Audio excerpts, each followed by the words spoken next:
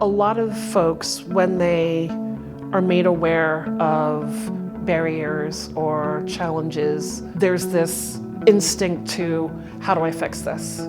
You know, people want to fix it right away. There's also this, oh gosh, have I been doing this? Does that mean I'm a bad person? And I think first off, no.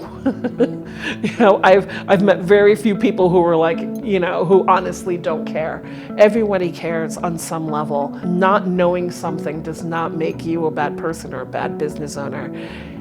And unfortunately, there is no immediate answer to how do you fix this problem. Being aware of it, acknowledging it, and seeing where your place is in that, I think, is incredibly important and really hard to do, because we do take it on a personal level of, I didn't see this, why didn't I see this? And you know, you can have have that for a couple minutes and then go, okay, now I see it. What are things that I can do to affect change? And I think that's the biggest thing, is the industry is not going to be fixed overnight or even in, you know, a year or two. It just takes all of us working consistently towards making things better for everybody. So diversity is key in a state like Connecticut.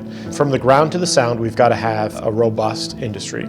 So one of the things that we've been talking about is we need to diversify who's growing. And that could be bringing more BIPOC members to the table. We've been doing a good job bringing more new and beginning farmers, female farmers to the table. How do we get more and more people, especially younger people, aware of the dairy industry, and then getting them exposed to dairy farmers and cheese makers, and showing the value of not only dairy, but the value of going into dairy as a lifelong career path. I'm an engineer by profession, and within the last 20, 30 years, I've seen a big push from an educational perspective on STEM, you know, engineering, the maths and sciences.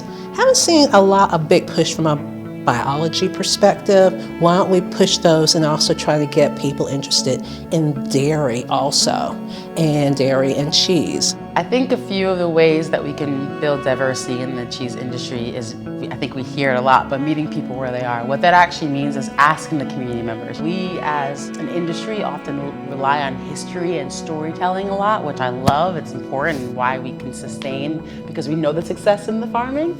But for those communities that are either new to our country or disconnected to the history of European cheese making or traditional farming agriculture, we need to find new avenues to get them excited about it. And for me, that's through flavor and taste and collaborations with other industries. We've seen success in artisan categories such as wine, beer, chocolate, where you see a lot more diverse voices finding a lot of success, whether it be on the local scale or even national scale, getting into stores like Target. So applying those same philosophies to the food industry, where we take the storytelling but we use what those communities can connect to more to entice them. And again, like I always say, empowerment is the driving factor for most of these things. So yeah, I think diversity can come if we make it more appealing.